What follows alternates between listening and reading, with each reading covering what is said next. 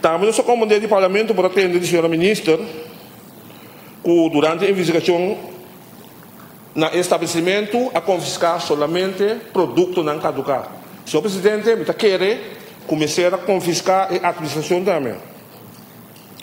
Ora, vou confiscar a administração, botar essa onda e companhia aqui, com quem mais, com a restaurante, com a fast food center, com a supermarket, e tá entregar o produto na Então, senhor Presidente, me está garantizando a santura que tem sala, que tem ainda tem o produto no mercado. Passou na minha humilde opinião, me será confiscar a administração, o ar na una na vai, então vai tirar a área, com controle, caminha e companhia que está distribuindo o produto aqui também. Então, me está querendo, senhor Presidente, nós precisamos dessa aqui não, para próximo via e controle não vai maneira da meseta, senhor Presidente, para sacar o produto aqui completamente fora de comunidade.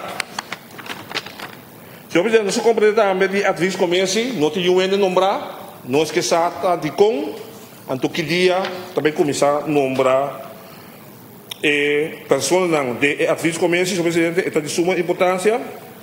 Então, senhor Presidente, nós podemos tomar nota, a gente linha coragem, a ver controle.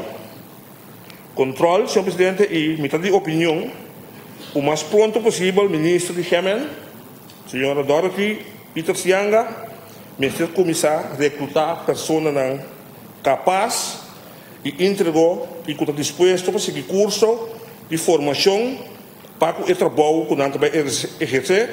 E assim, senhor Presidente, nós temos mais amtenados que podem trazer rapporto e trazer o processo verbal no tempo.